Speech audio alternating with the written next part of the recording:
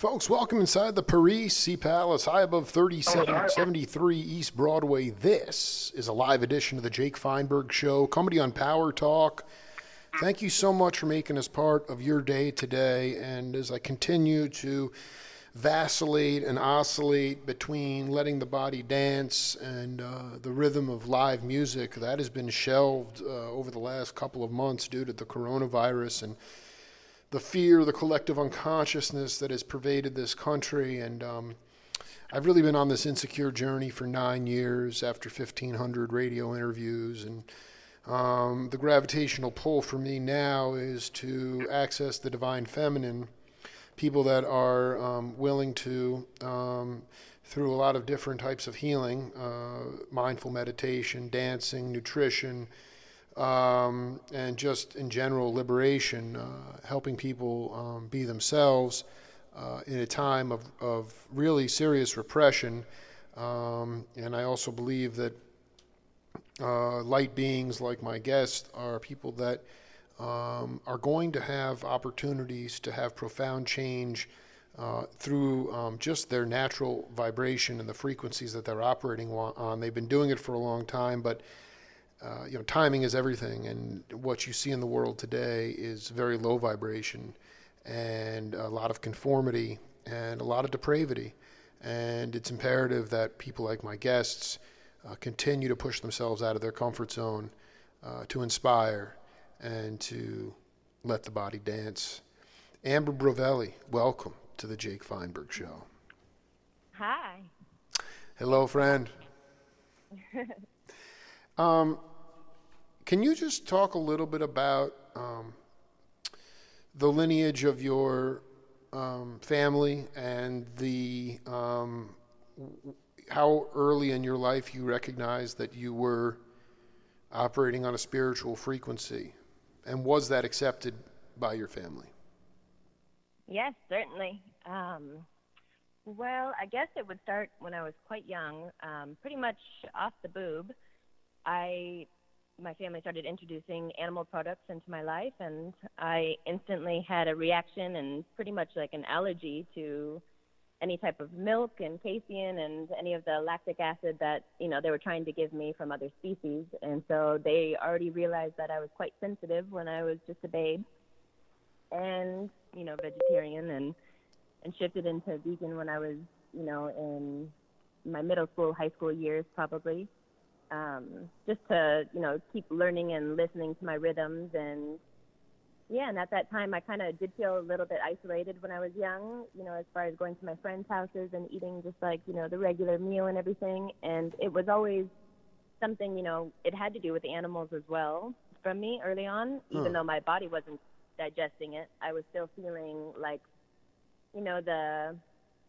like I would have a flash of the animal and its whole life cycle, and why is it not with its family? And, Wow. kind of, kind of my need for it. So through that, I actually did connect deeper with my dance teacher, who I started practicing with gymnastics and dance when I was about 2 or 3 years old.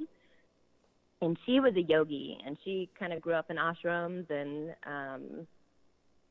so I got to learn a lot about, this vegetarian lifestyle in India that was more accepted, and, that why they didn't eat meat, and non-harming, non-violence, ahimsa. And and then it kind of just made me feel like, hello, that's totally like what my body, like it was something that was so naturally unfolding in my life that I didn't really press any like pressure, or wasn't pressured by my family. My mom's side is from Canada, so, and my dad's side's from LA, so both of them really grew up with, meat and potatoes or meat and a veg. And so I kind of ate my own dinner every night. I mean, learned how to cook really early on. How long did you nurse from your mother? I think she said, about a year. Right, and then when they tried to transition you over to regular cow's milk or whatever it was, that your body was rejecting that. Yep. But then it took it another step further, is that they switched everything out in my entire diet to soy when I was, just a wee babe. And then the soy, I had the same reaction to soy too. Wow. So The soy same was reaction. Holy cow. yeah, so I didn't have the soy supplements, as an option very long either, which has been, fantastic for me to find other modes of living. And for me, it's always really been, kind of like orchestrating those 5 elements, within and around me, because it's like, so I do have the sensitivity where I do feel like, if one thing goes out of whack, that I need to, build more fire in my system to bring in the amino acids, to make the protein. Like I am very aware of, how I am feeling, because I do have to make sure that I'm being smart about my, vegetarian nutrition. Is that something that, how did that co-join, and how did it heal outside of the diet, which was obviously integral? How did you learn to heal yourself at an early age? What I'm getting at is that, I can go, or what I did do before was, for the last couple of years, I've been on the road a lot, experience going to support a lot of the bands and the people within the bands that I love, and I go right in front of the stage, in front of the speaker stack, so I can feel the ambient vibration of the actual music and the vibration of the stage. And I may have some dis-ease within me, but afterwards I'm totally cured psychologically for days, because my mind and body were able to fuse and access the spirit. So this is interesting to me. How did you access were you able to drop from your head to your heart to your primordial gut? Dance. Say again? Dance. Dance. Oh, letting the body dance. Yes, because, we're just totally surrounded. And if we learn to listen to these subtle body energies, like these subtle body, the things that are not in our seen realm, there's things moving like music. This is the Shakti power. This is the divine feminine, and this is what moves you. And, it's not something that we can be in our mind about. If you told me, to do something and I sit in my mind with it, then it's not going to come out in its pure essence. It's going to be all, misconstrued with its monkey mind. But if I drop it into my heart, then it becomes like transcendent.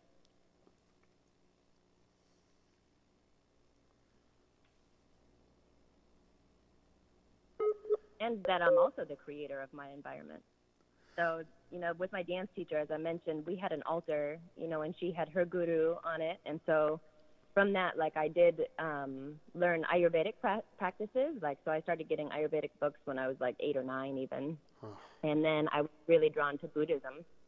So my spirituality actually started growing like quite profound when I was really young, just because it was somewhere that I felt that I belonged, or, that I was totally accepted, because I was so sensitive to people, being cruel in the world, or animals getting hurt or not treated well. I just felt like I wanted to care for everybody and just share with them love and that lighthearted happiness that I felt with dance.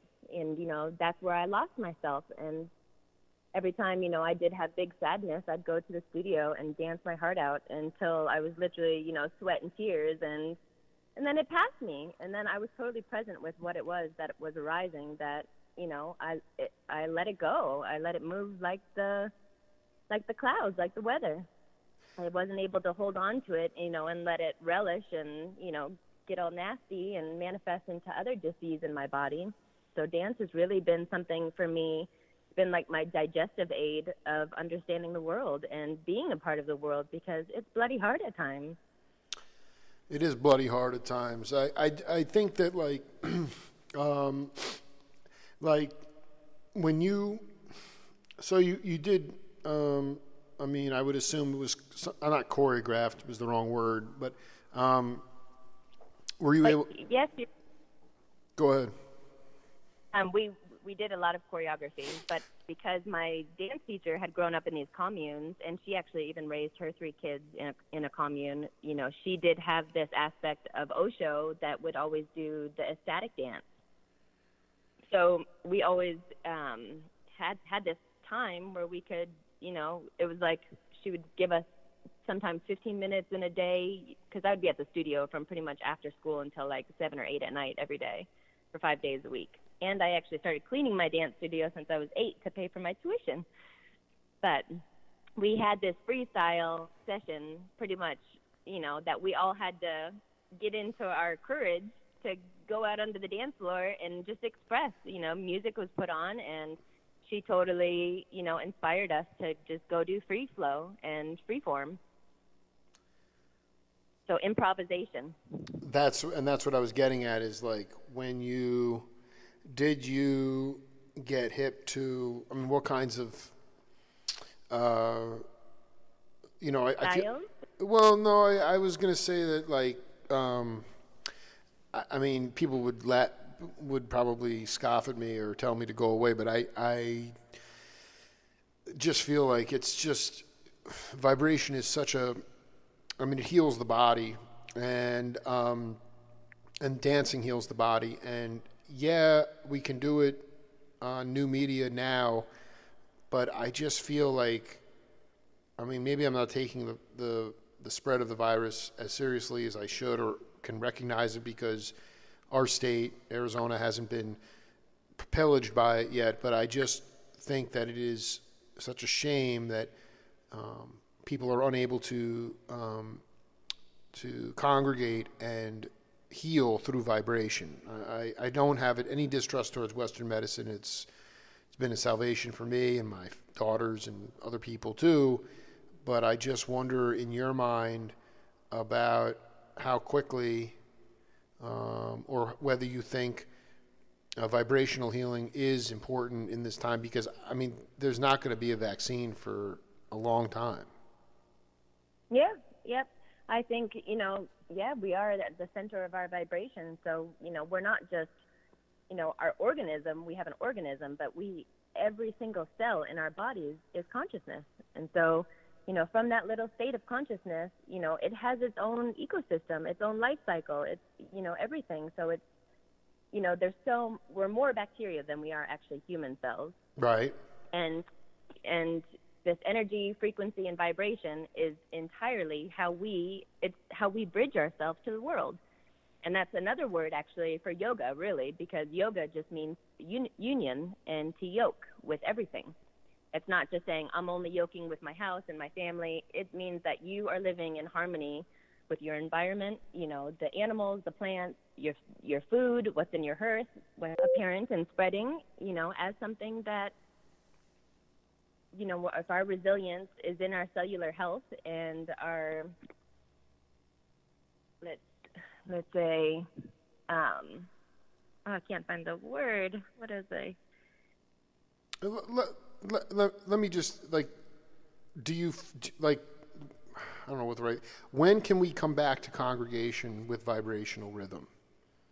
Oh, right now, we should never leave it. No. I mean, I'm not ever leaving it. I mean, I will go home and dance with my daughters and play the conga drum, and, I mean, it's always there, but this is the fact that we're not able to have live rhythm it just lowers the vibration more. So I guess my question for you is this: how best to raise frequencies for a lay person, not somebody who's operating on the Brovelli frequency, but for the lay person, how can they raise frequencies in this time? I would definitely say, creating a self-care practice for themselves, and that would include, this is a time to go inward. It's not just, the global. This is actually like, our shift in seasons, right, where we just hit spring equinox. This is like, when our flowers are busting, the earth is pregnant with life to come forward. But it's up to us, because we're the witnesses to what this life, is bringing to us. So how do we want to rebirth into the spring, into the summer, into the winter and the fall? Like, we need to really decide what type of self-care practice is going to keep us resilient, so that, if we do get hit with a virus, it's okay. 5 days of a flu, we've all been there and done that before, and we can get through it. And it's our mind over matter. like that we are going to be smart enough. We have the internet at our fingertips to, share information of what is working and what is not working. And yes, the media can be very biased. So if we create our resilience in our self-care practices, getting barefoot on the earth every day, doesn't matter where you're at, find somewhere, get barefoot on the earth. Absolutely. So that you're dropping off that, that positive feedback loop, positive not in a good way, positive feedback loop, meaning that all of that EMF and radiation, any, electrical energy frequency that's moving, you become a collector of it. So if you're not sending a signal, the signal's coming into you and you're collecting it. And then that's where anxiety, fear, and, the stress response in our body starts to activate because we're so overloaded. Every one of those cells have a nuclei and it's a computer. So imagine all this information now coming in and our cells are trying to protect the nuclei. Like, we have to drop it. And, by getting grounded, sometimes if you're not getting barefoot, then touch a tree. Like, you don't have to be totally barefoot on the ground. Like, just you and your connection to nature. And we know this too. Even if we're not able to get out of our apartment and we live in a big city, if you sat for 15 minutes or 20 minutes in a visualization, drawing up in your mind's eye the most beautiful nature scenario that you can, there is a definite response in the body that's just dropped off a lot of that positive feedback loop that you've been carrying to rewire yourself to ground again in that negative energy pattern, which is in harmony, which is in balance with the pH of nature. So that's one of the self-care practices that I would highly recommend. And, green is the color of healing. So when we think about life is, growing. This is the trees and the grass and, new sprouts and shoots. This is the green that we want to surround ourselves because it's regenerative. And so are our cells. They're always, shifting and decaying and recreating. And this is our metabolic functioning. So if we're in metabolic health, then we can be resilient to, these types of viruses that are going around and pathogens. Amber, we have a game on this program called Name That Voice. I don't expect you to know who this is, but okay. It's a little bit of the story's captivating, so just settle in and then we'll come back and break it down. Okay. Around us. When Maharaji could read his mind and tell his future, I can't explain this. I'm a scientist, so I can't explain as a scientist what I observed. Mm-hmm. I got to the ashram, Kenshi, in North India.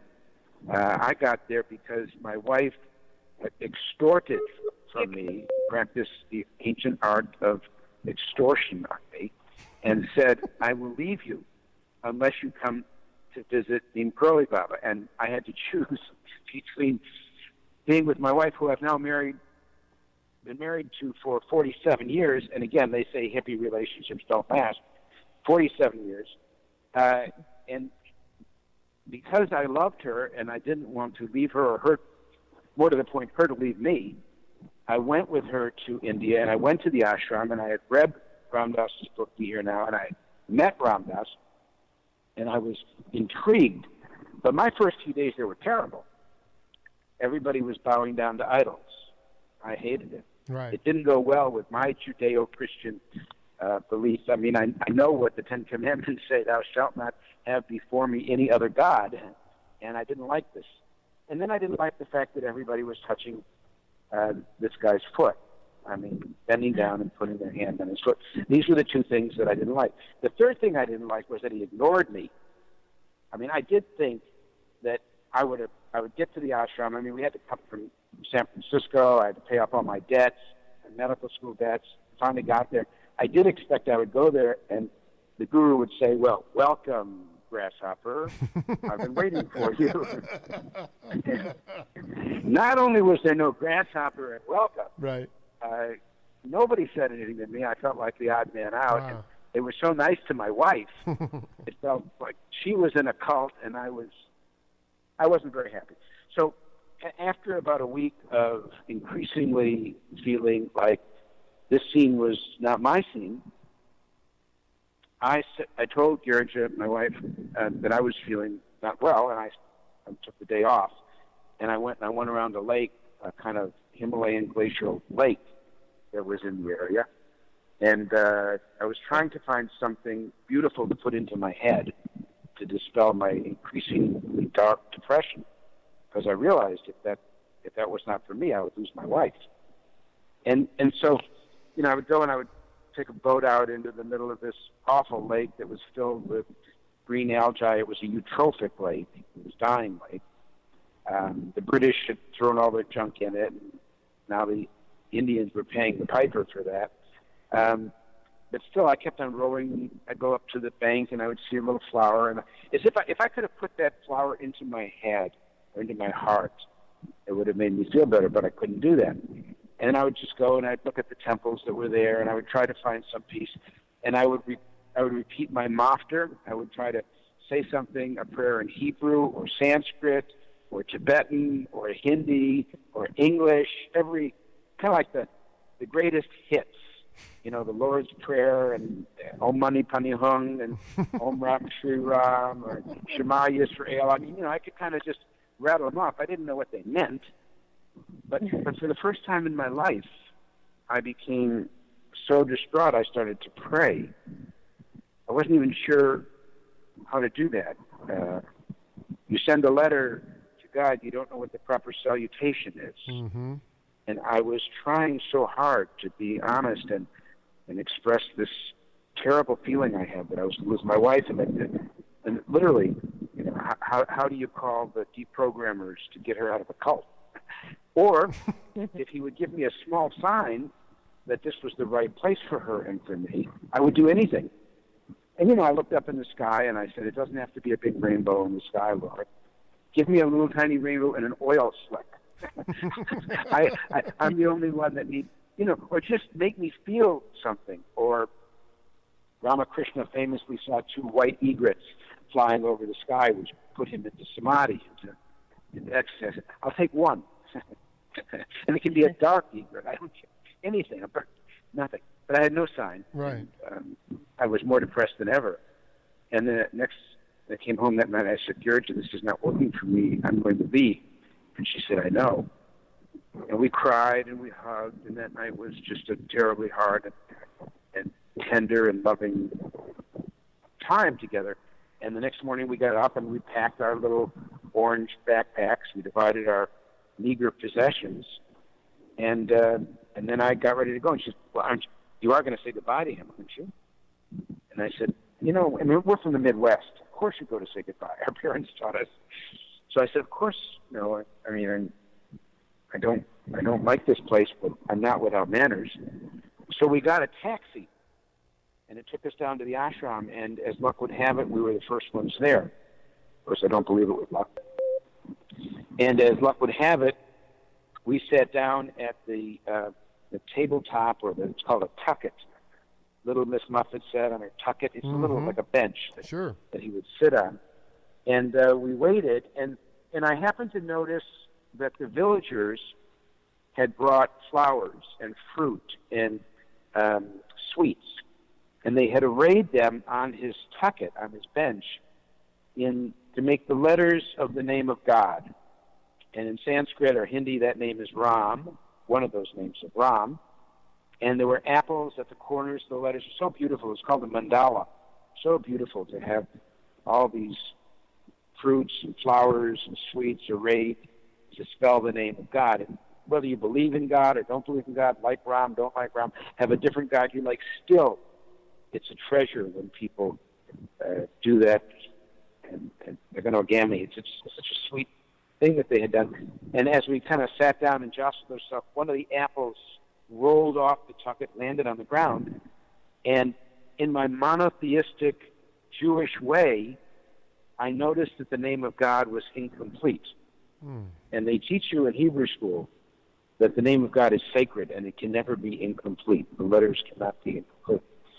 So I kind of reflexively reached down to pick up the apple, intending to lift it back up and complete the name of God. And the moment I put my hand down and grabbed the apple, the doors burst open the guru Neem Karoli Baba leaped out and jumped onto my hand No. and pinned my hand to the ground with his foot. Oh, my God. And I was then not only a captive, it felt like he weighed hundreds of pounds. I couldn't, I mean, I was bigger and stronger and younger, but I couldn't extricate my hand. Wow.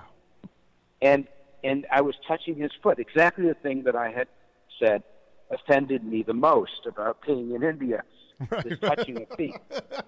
And he's got me pinned down there, and he looked at me, and it looked like he was 100 feet tall, and I looked like an insect. And he didn't say grasshopper, but he could have. He looked down at me and said, "You weren't here yesterday." And I had this kind of mixed feeling. I mean, on the one hand, I didn't like my foot touching me, my hand touching me. On the other, I was glad he missed me, you know. Right. He acknowledged it for the first time. Yeah, right. You know, I thought like, and then he looked at me and said, "Where were you?" And he began to interrogate me, and all the time laughing. He said, did you go horseback riding? Did you go, snowshoeing? I mean, things that you could never have done. And I'm thinking, he's putting me on. And then he looked at me, and his face just seemed to be filled with love. And his eyes filled with compassion. And he said, "Were you at the lake?" And when he said that, I got a buzz in the back of my spinal cord. And then he said, "Were you talking to God?" And then I got these tingles. And then he said, "Did you ask for a sign?" And that was it. I don't remember what happened next. I went into this state of consciousness that I'm sure was something like my older spiritual brother, so much more advanced than me, who I love and adore, my teacher Ramdas talked about. When Maharaji made all of the electrical circuits in his brain go so fast, his rational mind couldn't keep up with it. But for me, I had one more rational thought before I slipped into this state of consciousness. For a second, I looked up at him, and it seemed to me as he loved everybody in the world without distinction, every race, every religion, every caste, every gender, everything. He just loved everybody in the world. And I had this one thought, well, that's okay. He should love everybody in the world. He's a guru. And if he were a rabbi or a priest or a minister or an imam, their job description is to love everybody in the world. So he's just doing his job. And then I had this fleeting thought, but in this moment, I love everybody in the world. And I didn't know that this body, this machine, came equipped with the capacity to love everybody in the world. That was my last thought. And then I went and drifted into another state. Hey, Amber, thank you for sitting through that. You don't know who that is, do you?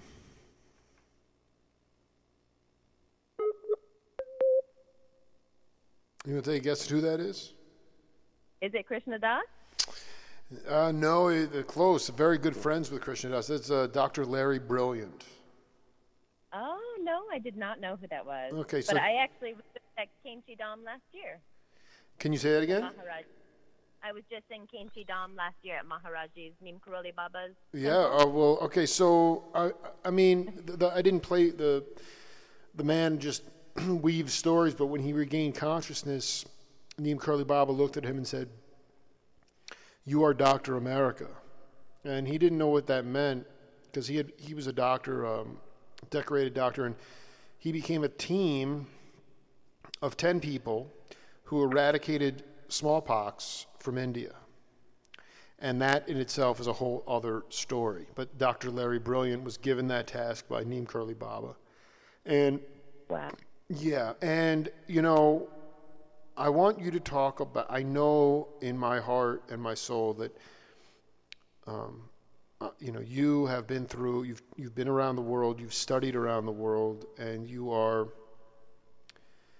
you're not Neem Karoli Baba, but you are almost in a God-like level, and I'd like you to talk a little bit about a similar situation that it's happened to you in your life outside of the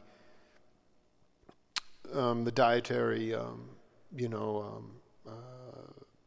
calisthenics, if that's the right word, that you had to go through as a younger child and then eventually the blessing of veganism and these things. But can you talk about a time of despair and how it became an immediate recognition that you were absolutely protected and blessed?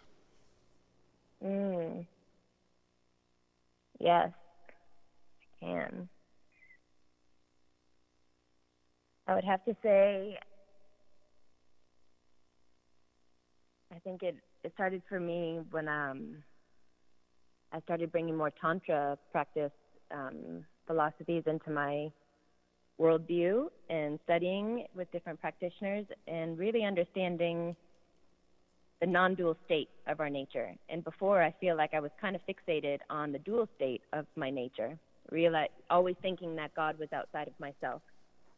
And I remember being in Myanmar, which was formerly called Burma, and I was teaching in a Buddhist monastery there about sustainable food systems and seed saving, because they had just recently been introduced to GMO corn, and they were being asked to grow it for another country. And pretty much overnight, all these villages lost all of their diversity of seeds that they had for, thousands of years, that they had naturalized and cultivated. And one day we had 300 students, and we were also teaching them English, me and a few other women. And one day in the monastery, a bunch of militia came in with machine guns. And I remember thinking, of course, the first thing is far out, what is going on here? Way out, yeah. It can't be happening. There's, over 300 of us, doing a positive thing for each other, for the village, for community, for nature. And I felt completely unified in that moment. I felt invincible. Wow. And I felt that there is no way that anything bad is going to happen to not one single person here, because we are in truth. And I remember feeling like that was just a really big epiphany for me to understand that I am the creator as much as Great Spirit is the creator. So we have God and God's self. And I realized that had my body not been able to respond, and had it reacted, and defended or screamed or yelled or who knows, had I reacted and not really just sat with it and realizing my truth in the matter, then I really feel like something bad could have happened. But instead, I was able to master my own energy in that moment. And really, because I felt like God. I felt like this cannot happen. It's not going to happen, because we are in truth. And I felt so protected by that truth of my awareness, and that every single person in there was in there for their, the best interest of their land and their family, that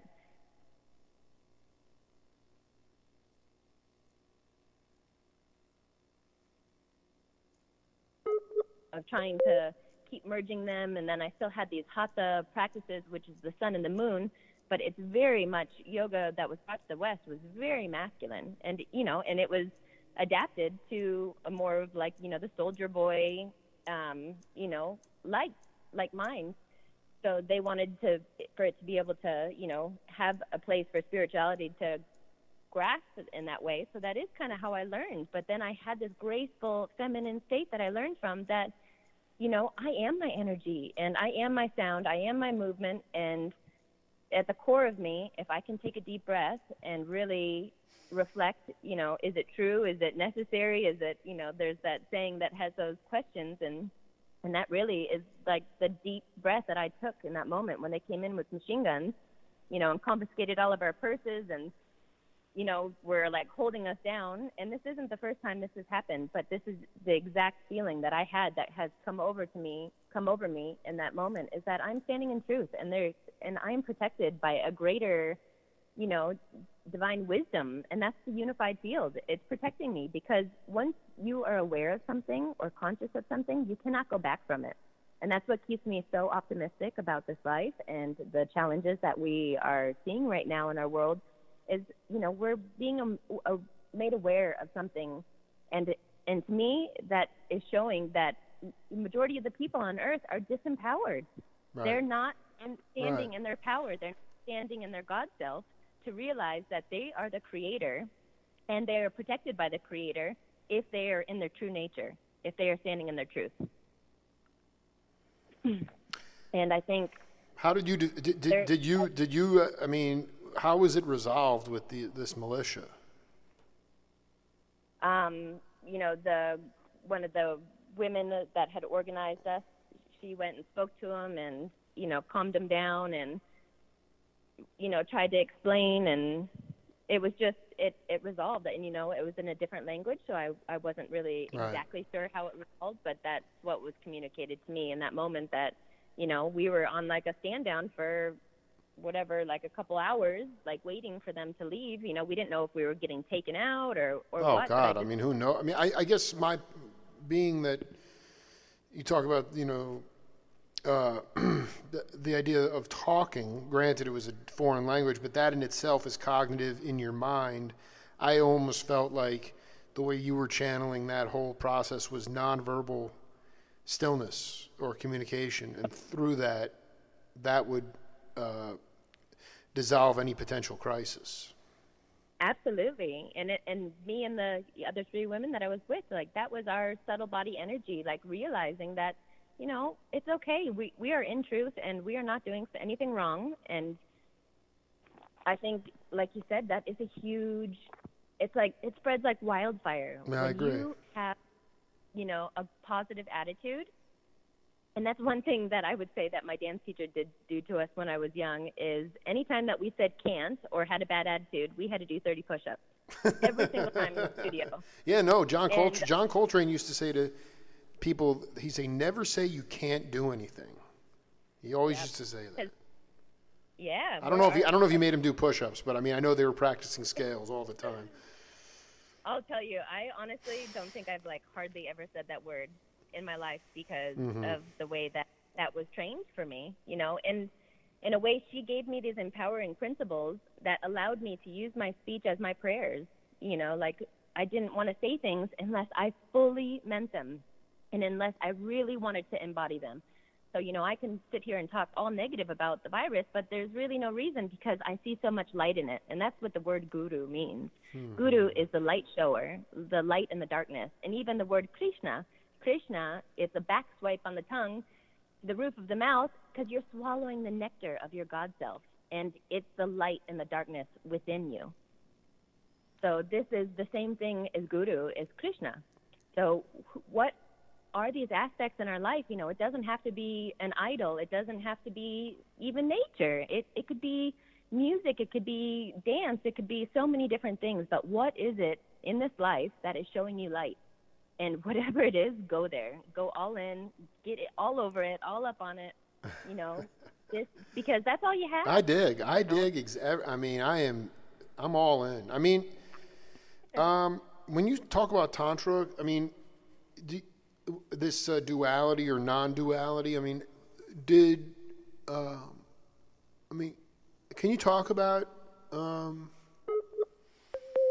Practice, what? Well, I guess specifically leaving your physical body.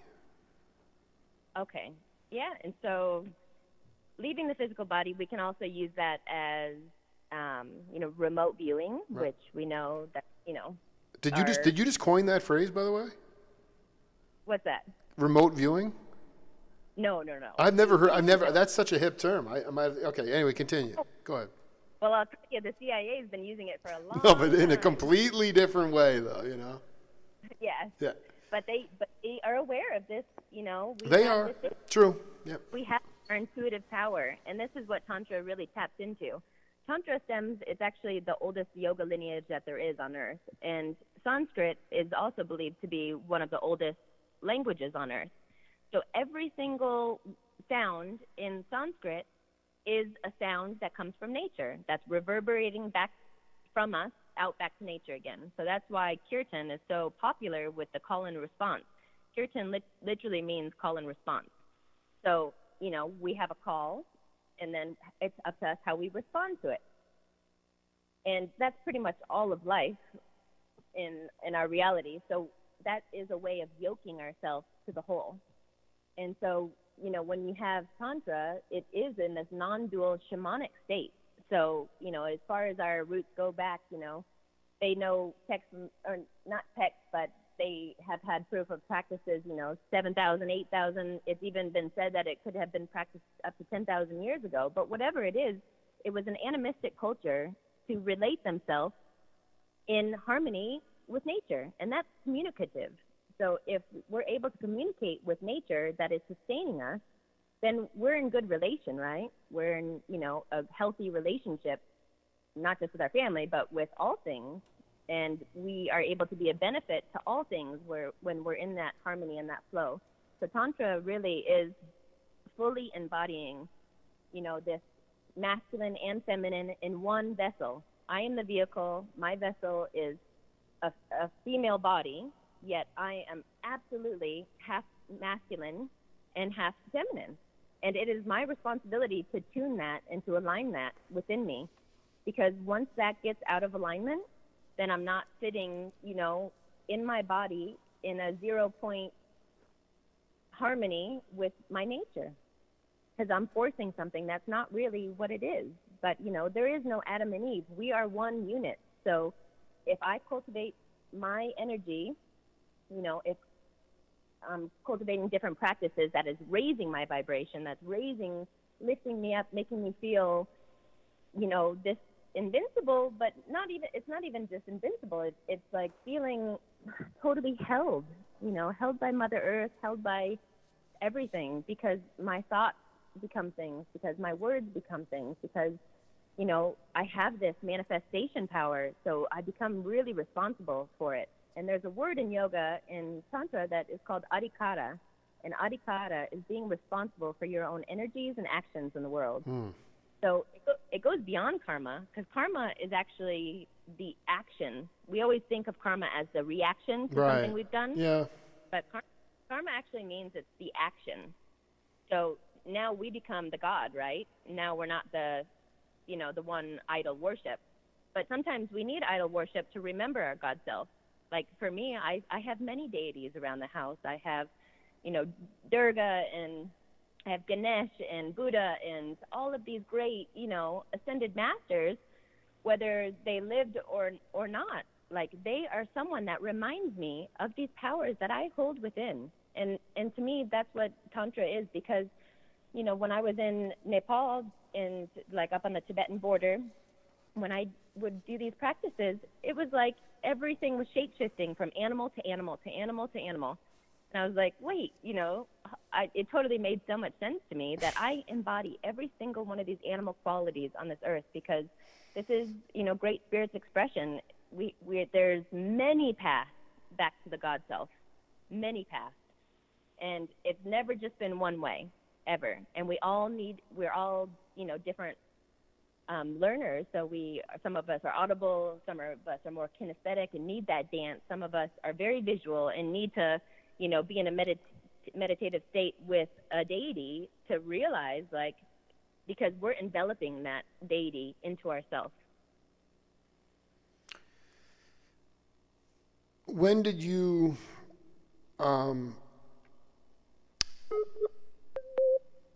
determine that it was a 50-50 split, male and female inside of you? Because here's the thing. Here's the thing. Because the mother of my children, her sister used to talk about, in this. They were from Taiwan, so it was Eastern sort of philosophy. But it was, nobody is 100% male or 100% female. You have percentages of the feminine, the divine feminine, and the masculine inside of you. But you have this even split, and you've already you are. And this is said in a positive way, but you have this ability to vacillate between the quantitative, the data, versus the unquantifiable. So where did you come up with that even split from? So I would have to say that's in the Shiva Shakti aspect, and I think I realized that actually in the dynamic between me and my mother, because she's, you know, one of my best friends in this life, and she's obviously my mother, but she's someone who I reflect off of daily in my whole life. And I noticed that, you know, when I would come around, you know, and I'd be in a relationship, and then I'd come around, all of a sudden my energy would be like different with my partner, and then I come into with my mother, and if she was like sitting in her feminine, like so much in her feminine, all of a sudden I would become like very masculine, you know, like the things that I needed to do when I was with her, because I was making up for something that was deficient in her reality, because I care about her and support her, and I want her environment to be harmonized. I realized that I kept pushing my masculine, you know, when I'd come around her. And when you look at Shiva and Shakti, so Shiva is the masculine principle, Shakti is the feminine principle.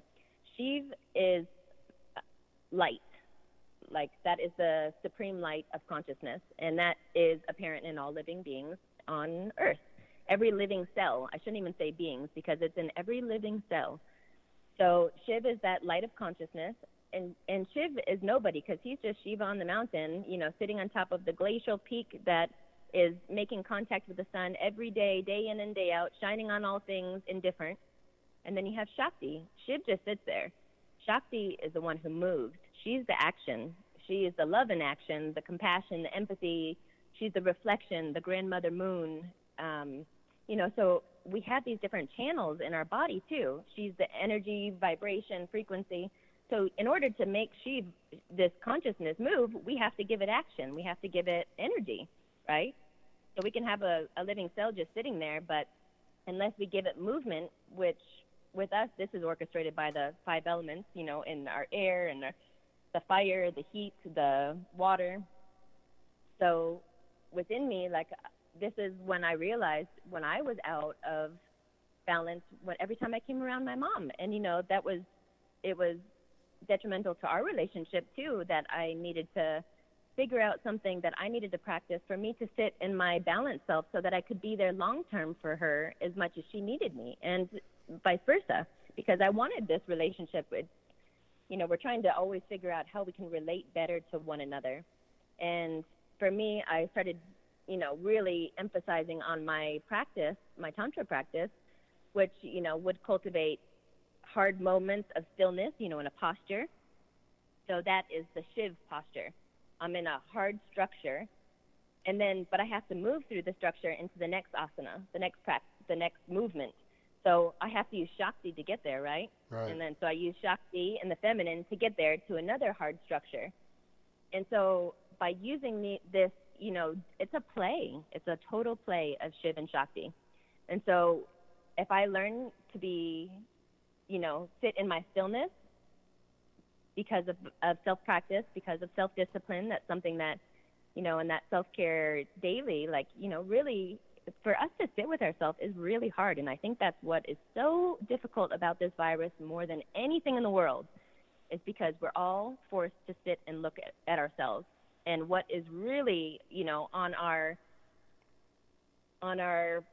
list of priorities, you know, what is it that takes care of us? Is it really, you know, something that's outside of ourselves? Is our one doctor in a town going to cure everybody? No, we should be empowered to take care of our own preventative care. They can't hold the weight of everybody. That's just like having one person, president of the United States, to hold the weight. If he was a guru or if she was a guru, you know, that's because they're a light shower. They're asking the right questions to really, you know, develop these skills and qualities in people to take care of themselves in a responsible way, to be responsible for their energies. Because otherwise, it's like, you know, you tell someone not to do something, then we just do it more, because that's our nature. You know, that's what the duality is. So, you know, when something goes really out of whack, like we are now, it's kind of like this self-implosion, and we're getting sent to look at ourselves and where our qualities lie.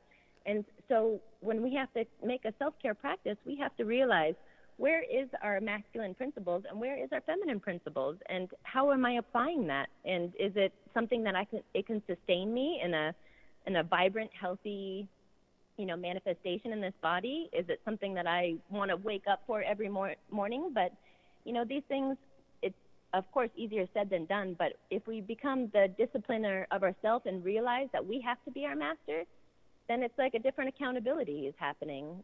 I'm waking up because if I don't sit for 20 minutes in the morning in silence, I know that I react more to my day instead of respond to my day. But if I do that practice and I sit and I give myself the space, my heart the space, my mind, my soul, my body, the space, for stillness and silence, there is an inward reflection happening there that there's so much work happening there for the collective that is way greater than any work I can do on a computer or in a shop or in a factory, I promise.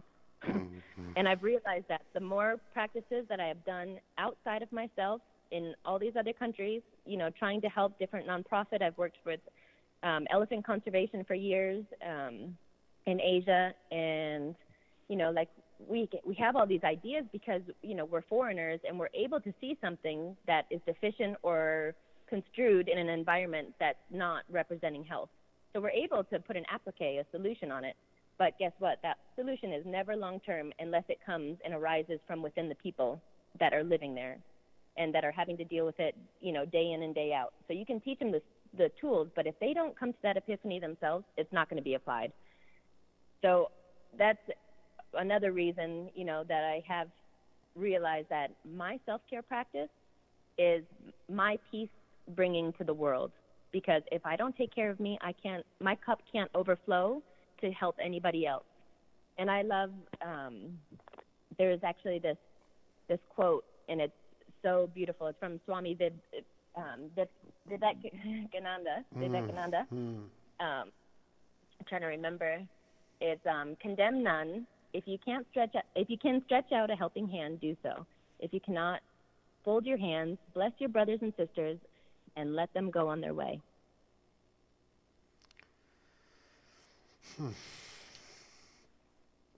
And that is the attitude I think we really need to hold for each other right now. I want to coddle everybody that is sick in the world and every, animal that is sick in the world. That's just my nature. I feel like I am an empath in that way, that I want to help everybody the best I can, but I can't help anybody unless I am totally overflowing in myself, in my vibration, which makes me resilient, which makes me impenetrable, by the outer evils that we're dealing with in the world, that sometimes show up as a virus, that sometimes show up as the pollution. This is all the states that we're dealing with is a state of overconsumption. So it's really like peeling back the layers. And with Tantra, that's the whole basis. Like, how do you use the 5 elements to harmonize your space within and throughout? And so, I'm responsible for my fire. For me, where my fire would it be in my digestive tract? That would be my stomach. What am I eating? Is it something that's pro-inflammatory? Is it anti-inflammatory? Is it, full of nutrition, or is it anti-nutrition? These are the things. Is it GMO? Is it non-GMO? So if it's GMO, I already know that it has a broken DNA cell that my nature, my natural human being self and cells do not recognize. So how can I make food out of GMO in my body? How can I make nourishment?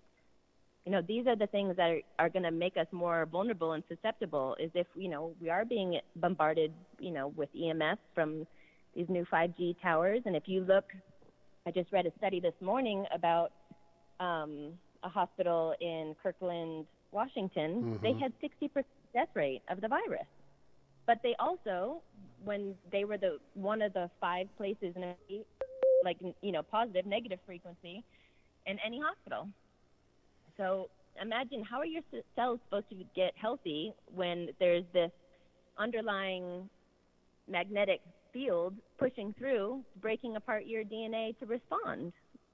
So going to bed and turning the router off at night, turning your cell phone on airplane mode, these things really do help, because we're allowing our body to reset into the natural rhythm of Earth, our natural circadian rhythms. When we go to bed at 10, we actually experience a detox from 10 p.m. to 2 a.m. That's like our body's reset. Our liver regenerates every night at that time. But if we're not sleeping, between 10 and 2, then our liver didn't dump its load. then now we have an accumulation. So this is the natural rhythms in animals. And guess what? We are an animal. Absolutely. I mean, we are human animals. Amber Brovelli, one more name that voice for you. Pay attention to it. Won't be as long, and we'll come back and talk about it. Okay. To me, is what makes everything go around. I think that love created the universe. I think that if you say you do not believe in God, you're an atheist or whatever, I respect that. I think we all need to respect how each other feels about things in life. But for you to say that you don't believe in God, and if you have a little daughter or a little son, and you look in their eyes, you can't tell me that you don't believe in love. Mm-hmm. And to me, God is love. So I don't think I need to go any further with that as far as that's concerned. And I also believe that and especially at this time in the world of what's going on out there in the world, it's just insane. And we need to hold on to love. We need to hold on to what love is. We need to realize that there's a heavy struggle going on in the world, and I don't think any of us really understand. We don't understand it like we should. But I know one thing for sure, that this world needs love. It always did. Jackie DeShannon said it. What the world needs now is love. Mm-hmm. That song still makes me cry when I hear it. All right, that was legendary studio drummer from Los Angeles, Jim Keltner. And I ask you, Amber, in your life now, what is the area that you feel you need to grow the most in? And do you feel that your journey is a monastic journey?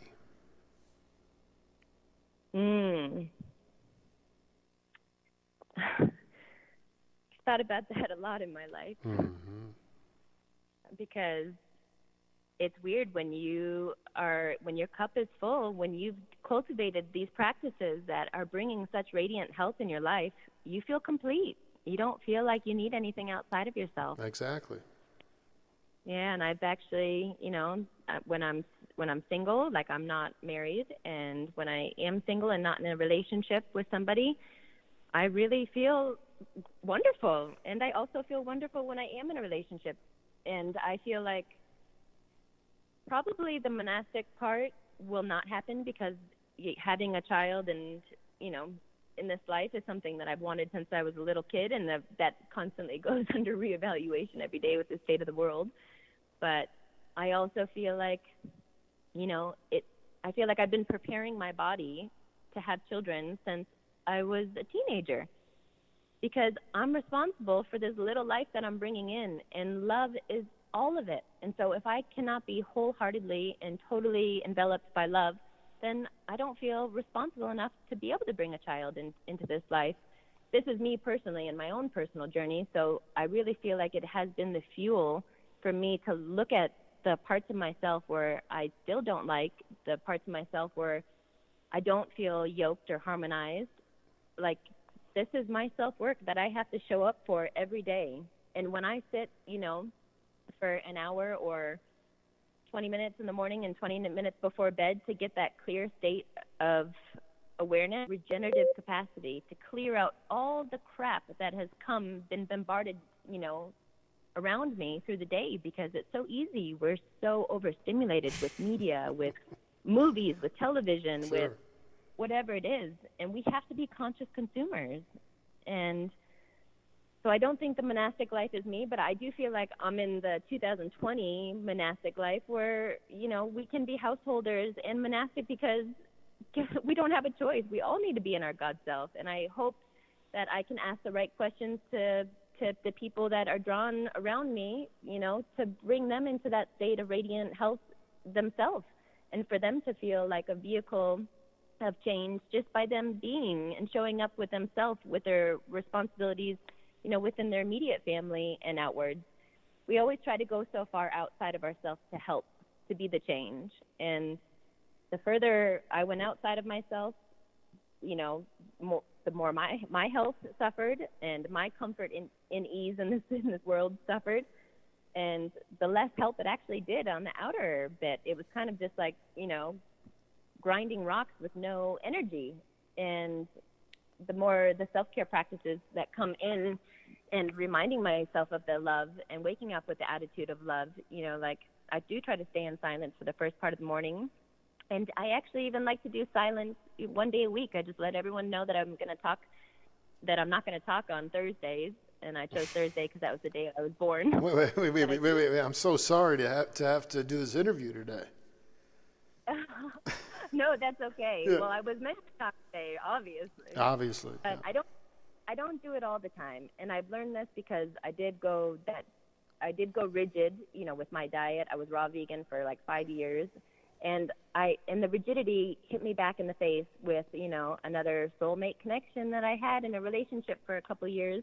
We were too rigid. There was like no more fun in it, because these spiritual practices can get that way. Exactly. That's exactly right.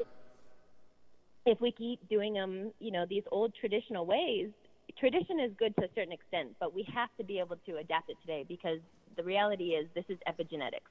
We are only, expressions of our immediate environment. And so, like, for me to be practicing something that was relevant 2,000 years ago for that exact day, I've had to make it more applicable for my household or daily life today, so that it can actually be a benefit.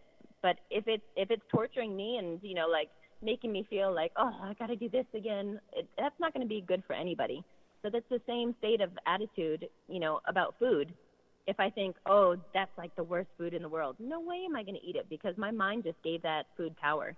And now I'm going to eat crap food because, like, if I am going to eat crap food, I'm going to say, oh, this is going to be the best food ever, just in that moment, because I'm transforming that cellular energy, into me. So you really have to love what you're eating, no matter what you're eating, like being in that one pointed awareness with it. Like, sit down and be conscious with your food. Like, look at the beautiful colors and the flavors, and, think about, like, where is this nourishing me? How many hours did it have to, break down before it was passed out of me?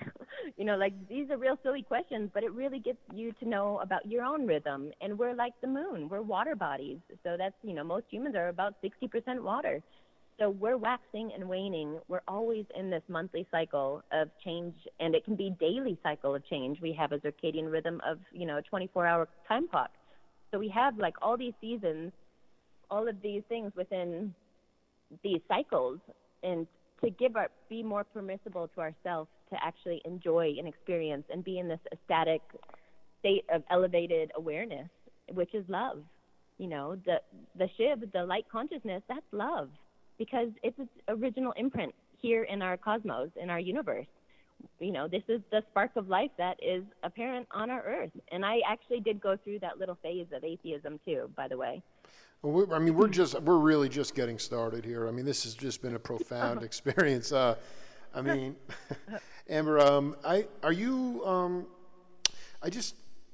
what is your status right now in terms of are you like seeing clients or people at this point, or what are you? I mean, some people have their own way of quarantining, but I just feel like I have a week off next week, and I would really just love to come let the body dance with you. Line right now, and hopefully this week I'll have it up. But otherwise, I definitely still am doing clients, through Skype and. Yeah, because people are still taking it. Yeah, no, I just at some point it would be. I would love to do another radio interview, but at some point I just feel like, even though we are overstimulated, driving consciousness through live or improvisational video would be really a wonderful thing for people to see. It's hard enough for me because I've been kind of on the road a lot the last couple of years, and my natural inclination is to hit the road and create but people are taking precautions that whether I like it or not, I respect it deeply, because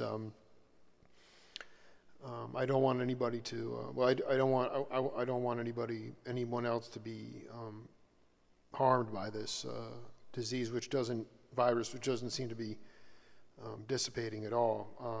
But I also feel like for you, while you're very learned and you've studied under masters and you've seen the world and been and sat in the mess, and it's always interesting to push yourself out of your comfort zone, make yourself as vulnerable as possible as you continue to get humbled and then grow spiritually. So I must say, this was, I know you said you didn't know what we were going to talk about, but apparently we just rolled through the last 70 minutes. That was, thank you for healing me, and thank you for telling me what I need to do on my own program and platform to feel equilibrium, peace, and love. And I look forward to seeing you in person one day. Oh, thank you. And there's just a few things I'd love to just share real quick about the virus. Go ahead. Yeah, like about that self-care practice. If we keep getting into our original imprint, which is our natural cellular health, with that radiant conscious light, how we were born, we can do that by, having the sun hit the top of our crown, charging our bare foot on the earth, touching a tree. Like, all of that reminds ourselves what our natural imprint is, what our natural cellular light consciousness is. And I have had malaria and dengue and a bunch of things throughout my travels, and I've survived them all. And that's because of my will to do so, and also the natural elements that are around me that provide. Nature provides. She provides for all things, and that's what's all pervading, is the sunshine and her ability to share with all of Earth's creatures. It's not just for a select few. So one of the preventatives that is used for malaria is chloroquine. Yes. It's a quinine. Yeah. And that's from the bark of a tree. And I've never actually used the chemical form, which is the chloroquine, which was made in a laboratory. But a lot of research has come out now. It took them about 2 weeks to crack the genome in China, and there's a doctor actually in Washington that shared the information with how many cases. But they used chloroquine, and because of the bitters, it was able to stop the virus spread in the body within 5 days. So they were able to get on top of it, and it completely kills the virus because the level of bitters. So for me, being a naturalist, because I'm in Asia a lot, I've always done the cinchona bark, and I do that in an extract. So like right now, I'm drinking that as an extract, and I'm also taking Andrographis pencolata, and that Andrographis is also known as Calme, and it's the king of bitters. And so this virus does not like bitters at all. It has a fat layer around it.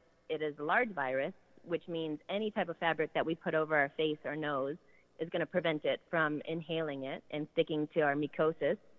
So, doing a neti pot, flushing the nasal cavity out with warm water, washing the eyes with warm water because it can attach to the behind the eyes, sipping hot water or tea every 15 minutes, it's keeping this from attaching, because it's dissolving the fat layer around the virus and allowing it to go into the stomach, which it can't survive the stomach acid.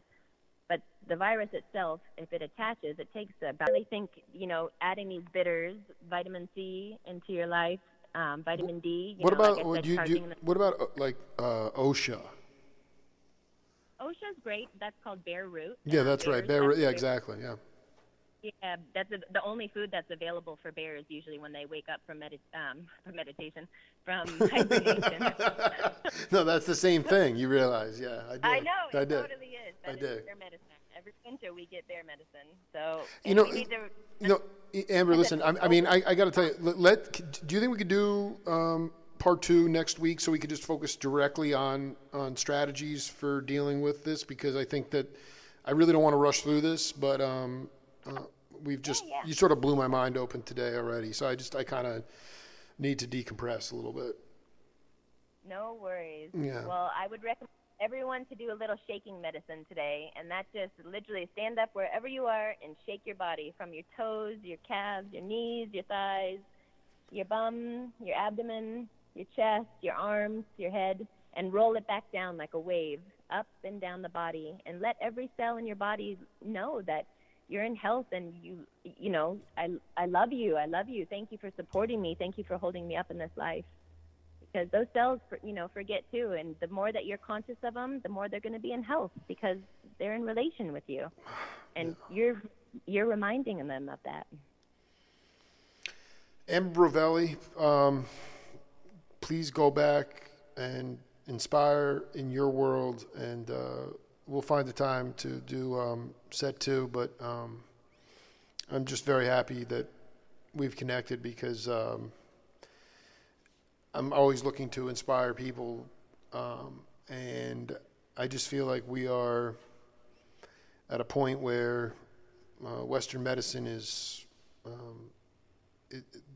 what you've just been talking about is essential for so many people, and yet you talk about this time is a time of we are forced to look at ourselves, and I push back on you a little bit because I believe that greed has superseded love, and until that happens, there's going to be, unfortunately, a large minority of people that refuse to look at themselves, even within this.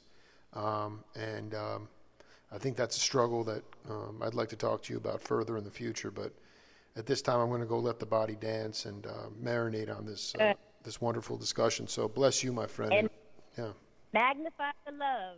Magnify the love, brother. Ride the love wave, all right?